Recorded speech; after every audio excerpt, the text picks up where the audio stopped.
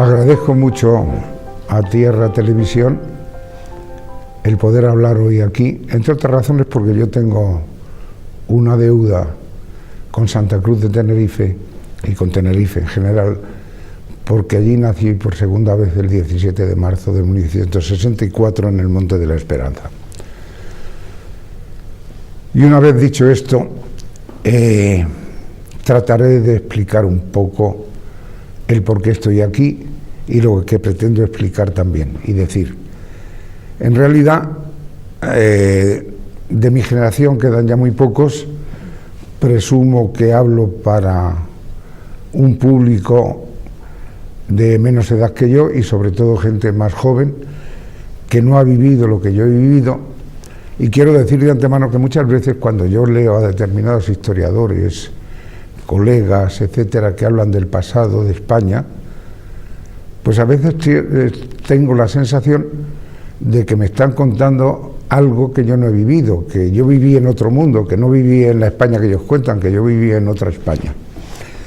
Por lo tanto, quisiera decir, de entrada voy a hacer una especie de resumen, una especie de reportaje muy rápido de lo que yo he vivido, y empezaré porque los de mi generación no tuvimos infancia, vivimos inmersos en la época, en la República, y el paisaje idílico que algunos tratan de contarnos de la República, pues no fue el que yo viví. Vivimos en un periodo de proceso revolucionario permanente, en un periodo de conflictos, de luchas, de muertes, de tiros, de enfrentamientos, de censura, de suspensión permanente de garantías constitucionales. No conviene olvidar que la República, precisamente la Ley de Orden Público, que luego siguió en el franquismo, fue de la República, la Ley de Vagos y Maleantes fue de la República, y la censura también. Entonces era evidente que se estaba preparando un choque muy virulento, que a mí me hace recordar muchas de las cosas que estoy viviendo ahora, aunque sin la virulencia de entonces. Entonces se dirimía a tiros, ahora de una manera más civilina, pero mis recuerdos de aquella infancia vuelven a reverdecer con lo que yo estoy presenciando en la España actual. Una vez dicho esto, quisiera decir, primero, hubo un intento revolucionario en el 34, que fue precedido de una serie de huelgas generales que agotó la capacidad revolucionaria en muchas partes de España y quedó circunscrito a Cataluña y Asturias. Pero una vez que se sustanció, gracias a Alcalá Zamora y algún otro, no se tomaron las medidas de represalia jurídicas y legales que estaban, y entonces el proceso revolucionario prosiguió. En aquel tiempo era notorio que se estaban armando las milicias, que todos los partidos tenían milicias organizadas, que desfilaban en unidades militares, tanto los jóvenes, etcétera. La guerra civil se palpaba. Entonces, respecto a la guerra civil, sí quisiera decir una cosa. Estaban los preparativos para hacer la revolución en el mes de agosto del 36, en coincidencia con la Olimpiada Roja de Barcelona. Y se estaba preparando, por otra parte, la contrarrevolución. Esto era evidente.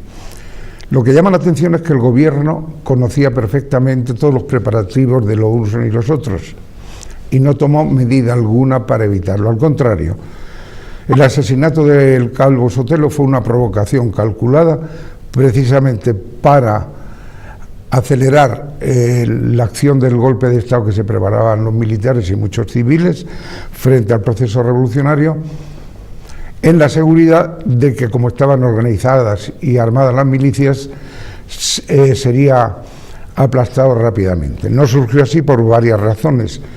Trataré de explicarlo muy brevemente. Ya por entonces todas las grandes potencias estaban persuadidas de que habría una guerra mundial. La Unión Soviética aplicaba el plan estratégico leninista de que España era necesario que hubiese una España roja para tenerla a la espalda de Europa cuando estallara la guerra. Alemania quería también dominar España para tener la cobertura, cerrar el estrecho de Gibraltar, cerrar el Mediterráneo y estar a la espalda de Francia. Y ni Inglaterra ni a los Estados Unidos les interesaba ninguna de estas soluciones. Entonces, por eso hubo una guerra civil prolongada. Y quiero decir en este momento también que la mayor ayuda que recibió Franco fue precisamente de Inglaterra y de los Estados Unidos, con créditos y demás. La guerra se prolongó durante 3 años. Franco unió a todas las fuerzas en el movimiento nacional para evitar las colisiones entre unos y otros grupos políticos, cosa que no supieron hacer en el Frente Popular y fue una de las causas de su derrota. Termina la guerra y mi generación lo que queríamos es seguir adelante y olvidar la guerra. Franco, para mí, fue el último de los regeneracionistas y el único que desde la jefatura del Estado pudo hacer el plan de los regeneracionistas. Franco era un hombre de Estado, pragmático, que creía en una serie de valores fundamentales y al que interesaba que España fuera hacia adelante y cuyo pragmatismo le permitió precisamente no entrar en la guerra mundial. Hay un libro muy interesante sobre la División Azul de 2 historiadores norteamericanos que las 2 conclusiones fundamentales que dicen, primero, que la División Azul fue una guerra contra el comunismo que no tenía cultural, que no tenía nada que ver con la guerra que hacía Alemania contra Rusia, y segundo, que fue el precio que pagó España por la neutralidad.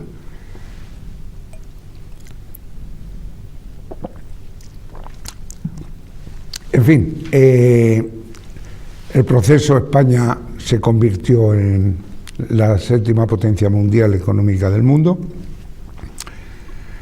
Hubo un proceso de crecimiento muy amplio y sobre todo se creó una clase media que nunca había tenido España, una extensa clase media, y que fue la causa de no haberla tenido, fue la causa de tantos motines, guerras civiles, golpes de Estado, etcétera, que había padecido España durante los siglos XIX y XX. Y fue la verdadera protagonista de la traslación de un régimen autoritario a la democracia. En este sentido conviene tomar en consideración varios aspectos.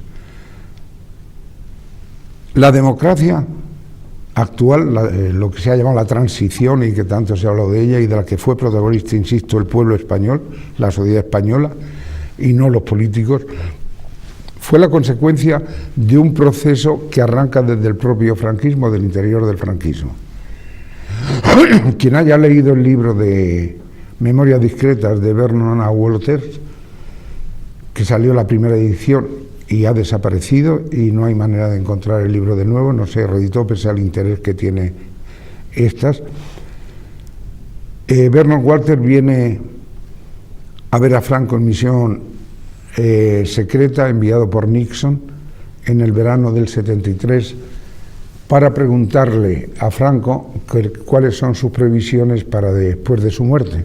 Vernon Walters comenta que le resultó muy duro venir a preguntarle a un señor que se iba a morir pronto, qué pasaba. Bueno, en definitiva, Franco le dice: el príncipe de España traerá la democracia, viene a decir, vamos, resumo, que los Estados Unidos quieren y que a mí no me gusta, pero pueden estar seguros que se hará la transición de un régimen a otro con tranquilidad y sin problemas. ¿Qué había sucedido? Franco era consciente de que su régimen autoritario de carácter personal no podía tener continuidad y que el mundo, los Estados Unidos que mandaban, más los países europeos y demás, impondrían un sistema. Entonces los cálculos que se establecieron fueron claros. Había que garantizar un proceso en virtud del cual, mediante sucesivas reformas de las leyes fundamentales y los consiguientes referéndum, se fuese una traslación paulatina desde el régimen autoritario a la democracia de partidos. Para eso desde dentro del propio régimen, ya en los años 70, empiezan a crearse desde el propio sistema los grupos que van a protagonizar precisamente ese proceso. Se crea, por ejemplo, el Partido Socialista del Interior, que es creado desde la presidencia del gobierno con los servicios secretos, que echa sus redes en Sevilla, en Madrid y en Barcelona, entre los grupos que dirigían Jiménez Fernández en Sevilla, en el que estaba un grupo de la burguesía universitaria de Sevilla, en que estaban Felipe González de la Borbolla, Chávez, Escuredo y compañía. El de Madrid, que eran dos cursos del Pilar, en el que estaban los Solana, el Juan Luis Cebrián y tantos otros, el Carlos March, y ahí se explican muchas conexiones económicas y que luego se reúnen en Cuadernos para el Diálogo. Y en Barcelona, Payac, el grupo de Payac, donde estaban Narciso Serra, Reuca, etcétera, etcétera, los que se integran en los que llamaban los Felipes, el FLP, que solo uno, Urbano Esteban, va a la cárcel, lo demás nada, y que cuando se disuelve los Felipes, Narciso Serra y Roca se juegan a los chinos quién va al Partido Socialista y quién va a Convergencia y Unión. Este es su panorama. Al mismo tiempo se crea la Unión del Pueblo Español, encabezada por Suárez, que es el hombre de confianza del príncipe, y se crea como una especie de neofranquismo, aunque UPN estaba llamada a ser el neofranquismo, especie del neogaulismo francés. Se crea también Fuerza Nueva desde la presidencia del gobierno, también para dar crédito democrático a UPN. Lo que ocurre es que cuando muere Franco, el hombre de confianza del monarca, del que va a ser el monarca, que es Adolfo Suárez, que es un arribista, un gran arribista, al que conoció al monarca cuando era gobernador de Segovia y le preparaba determinadas cosas en Río Frío, se sale de UPD y forma la Unión del Pueblo, la UCD, crea la UCD, en la que mete a toda una serie de grupos muy dispares, de socialdemócratas, no socialdemócratas, etcétera.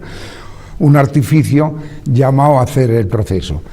Y entonces lo que debía ser un proceso escalonado se convierte, se ha hecho la ley de partidos, se convocan elecciones, pero en ese momento se convierten en cortes constituyentes unas cortes que no habían sido convocadas como tales. Por lo menos en la República fueron cortes constituyentes las que hicieron la Constitución. En 1978 se hace una Constitución por unas cortes que no son constituyentes, lo cual hay un principio de ilegitimidad de origen. Y entonces ya es un proceso rapidísimo, que se vulneran todas las previsiones y que luego, una vez que se han consolidado una serie de situaciones, viene también la ley de amnistía, que conviene recordar que a los etarras se les amnistía también a los de entonces, bajo la presunción de que habían matado por un exceso de amor a la libertad y a la democracia. Lo cierto es que el terrorismo no para nunca, no sabe más que hacer eso, y después de aquello, de la ley de amnistía, en que mandan además subvencionados a una serie de países iberoamericanos, algunos de ellos, pues matan a cerca de 1000 personas más en los años posteriores. Y ahora se está negociando con ellos sin tomar en consideración que el terrorismo, sea el etarra o cualquier otro, nunca se sentirá satisfecho y seguirá matando, siempre y cuando no le concedan lo que quiere. Bueno, y este es un poco el proceso. Luego hay un momento en que es necesario, para consolidar el sistema y la monarquía, que haya un gobierno socialista. Y entonces pues hay que crear las situaciones previstas para que eso suceda. Y entonces es cuando se procede a la voladura interna de UCD en Palma de Mallorca. La voladura interna, que está perfectamente calculada y que se hace desde la propia UCD, y da paso a la presidencia del gobierno de Leopoldo Calvo Sotelo, llamado a convocar unas elecciones para perderlas. Pero en ese momento hay, con todas las acciones de ETA, los atentados y demás, hay un momento crítico y entonces se produce el 23 de febrero. El 23 de febrero es una operación en virtud de la cual, con 3 posibles salidas, con las 3, cualquiera de las cuales favorecería la consolidación de la monarquía en España como régimen, para la monarquía parlamentaria. Me extendería demasiado si entrase un poco a relatar la trastienda de todo este proceso, sobre el que se habla mucho. Hay un libro muy reciente, aparte del de Pardo Zancado, que es suficientemente expresivo. El del hombre del maletín se titula 23F, del maletín, que es bastante explícito en este aspecto. Termina el 23F, como todos sabemos, se consolida la democracia de partidos y Calvo Sotelo convoca elecciones anticipadas. Hay una anécdota bastante expresiva al respecto. En aquel momento es la final del Campeonato Mundial del Fútbol en Madrid y está el presidente Pertini junto a Leopoldo Calvo Sotelo y le dice al presidente Pertini, un viejo socialista, además muy italiano, y como todos los italianos, muy escéptico, muy de vuelta de todo, y le dice: presidente, me han dicho que va a convocar a ustedes elecciones anticipadas. Y le dice Calvo Sotelo: efectivamente, señor Pertini. Dice: bueno, las convocará usted para ganarlas. Y le dice Leopoldo Calvo Sotelo: no, las perderé. Y Pertini se lleva las manos a la cabeza y dice: pero si las elecciones anticipadas se convocan siempre para ganarlas. Estaba previsto que para consolidar la monarquía tenía que haber un periodo de mandato de gobierno socialista. Creo innecesario ya relatar todo lo que viene posteriormente. Hay 2 periodos de gobierno socialista. Es innecesario recordarlos, Galfi, Lesa, etcétera, etcétera. Se produce una generalizada corrupción, entre otras cosas porque se cumple en España lo que a mí me llamó tanto la atención cuando, recién llegado a Italia de corresponsal, había elecciones, una de las múltiples elecciones que se producían en Italia, y entonces en la RAI, que era la única televisión que había, la estatal, todos los candidatos hacían una rueda, uno contra uno, y todos se enfrentaban entre sí en la televisión antes de las elecciones. Y una noche aparecen en televisión el secretario general del Partido Socialista, Forlán, y el del Partido Liberal, y el del Partido Liberal le dice: ustedes son los culpables de la corrupción política y administrativa que hay en Italia. Y ante mi asombro, el secretario general del Partido Democristiano le dice: pues tiene usted razón, pero usted sabe que los partidos políticos apenas si tenemos militantes y mucho menos que paguen, y que todos los partidos, especialmente los grandes, tenemos unos gastos muy grandes de burocracia, muy importantes de burocracia y de propaganda. Entonces necesitamos dinero para sostener ese aparato.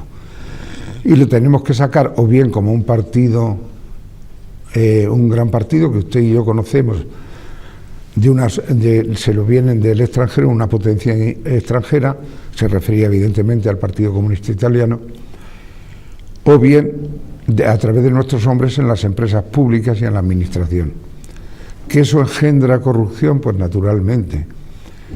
Pero sin corrupción no habría partidos políticos, y sin partidos políticos no habría democracia.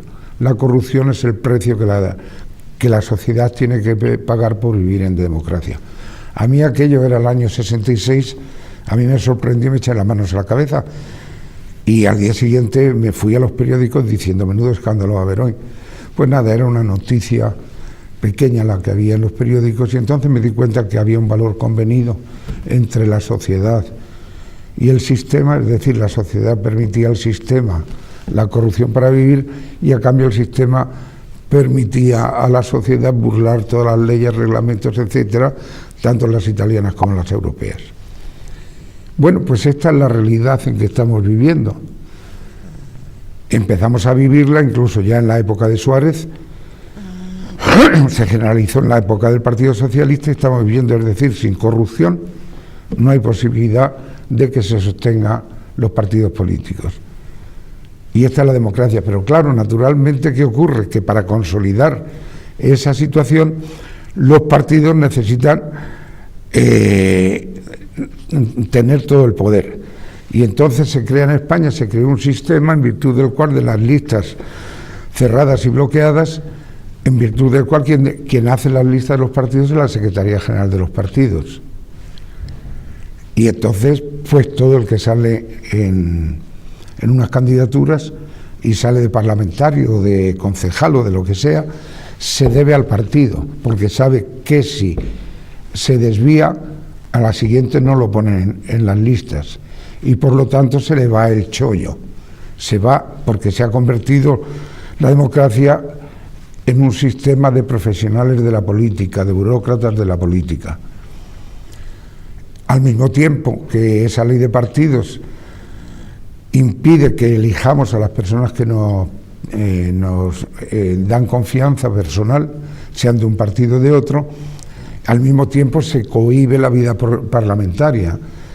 Es decir, en la vida parlamentaria, al contrario que sucede en otros parlamentos, por ejemplo en el inglés, aquí naturalmente el presidente del gobierno tiene todo el tiempo que quiera, y luego los demás tienen el tiempo medido en función de la representación parlamentaria que tienen, lo cual va contra todo principio democrático. Pero al mismo tiempo no hay vida parlamentaria en sentido estricto, porque solo se le pueden hacer preguntas por escrito que se responden en un tiempo mínimo. Estamos viviendo realmente en el seno de un totalitarismo partitocrático, pero que desde la llegada al poder de Rodríguez por accidente el 14 de marzo, este totalitarismo se endurece, y además estamos viviendo en lo que podía definirse como en un golpe de Estado permanente. Ni sirve la Constitución con referencia porque se viola, el Poder Judicial cada vez está más politizado y más dependiente de las decisiones del Ejecutivo, el Legislativo no existe como tal, y entonces cada vez caminamos más hacia un sistema muy similar al de Chávez en Venezuela o al de Morales. Esa es nuestra referencia, y nos hemos quedado internacionalmente aislados también. O sea, no contamos, hoy realmente no contamos nada, ni en Europa ni en el mundo, ni por doquiera. Hay que leer los periódicos extranjeros para ver. Y estamos, paradójicamente, y la sentencia última del Supremo, que a mí me parece intolerable, con todos los respetos que se puedan decir para la justicia, desde Juana Chaos, hoy el gobierno español está en manos de los terroristas, que están coaccionando continuamente y chantajeando continuamente al gobierno, porque si no se les da lo que les piden, lo que están pidiendo, amparados por el nacionalismo catalán y amparados por el PNV y por los batasunas, volverán a matar, como se demostró el 30 de diciembre. Y entonces, si vuelven a matar, el régimen tiene, el gobierno tiene un miedo descomunal y cerval a que todo se le derrumbe, y por lo tanto no puedan volver a estar otros 4 años en el poder para completar el proceso revolucionario. Y esta es un poco la realidad en que nos estamos moviendo y en la que vivimos. ¿Hasta dónde vamos a llegar? Luego hay otro proceso, que es una sociedad que, por lo menos hasta ahora, parece inhibirse de todos los procesos políticos y no parece tomar en consideración estas situaciones.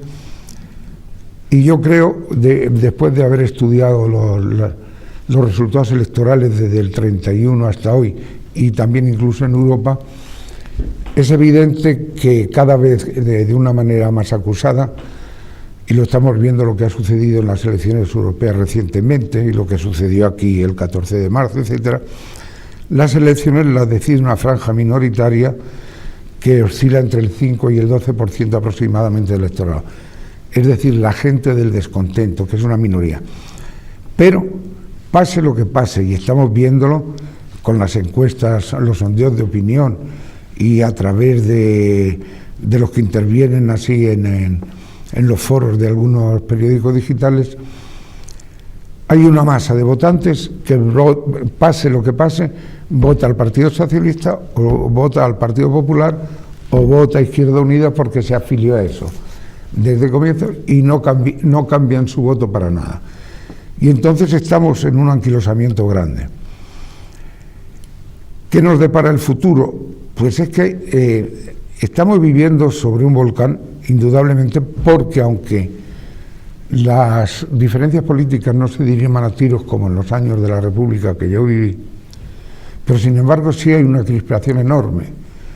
Es decir, vemos no solo en eso que se llama equívocamente, eufémicamente, la violencia de género, porque se está ocultando que también el año pasado hubo 3.000 y pico denuncias de maltratos de hombres por sus mujeres, etcétera. No, pero estamos viendo que la gente propende tomarse la justicia por su mano.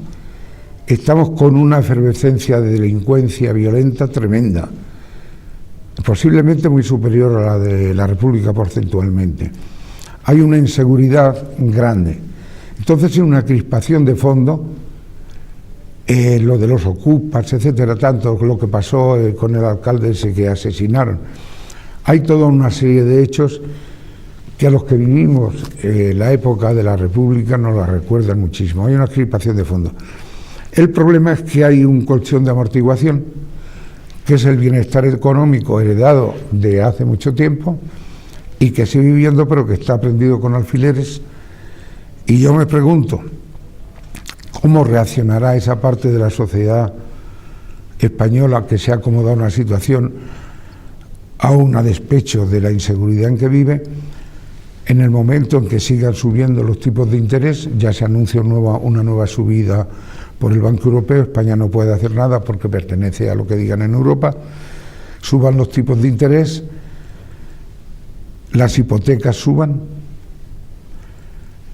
los bancos ya no puedan, en las cajas de ahorro, alargar más los expedientes que han hecho de alargar en vez de a 30 años a 50, el de las 2 o 3 personas al mismo tiempo, de hipoteca, etcétera. Cuando la capacidad adquisitiva se amengüe, sobre todo lo van a notar muchísimo más también los pensionistas. Cuando este fenómeno de regresión económica que muchos anuncian se produzca, y se produzca incluso en Europa y sea de carácter generalizado posiblemente, porque ahora estamos viviendo una situación equívoca gracias a que ha bajado el precio del petróleo, pero el precio del petróleo, como es un proceso de especulación, igual puede subir de nuevo. Nosotros estamos en una situación energética falsa porque dependemos el 85% del exterior. Puede haber que haya una situación económica y vamos a ver cómo reacciona una sociedad crispada como la que estamos viviendo. Para mí, ¿qué puede suceder de aquí a 1 año, 2, 3, 5? Yo no sé.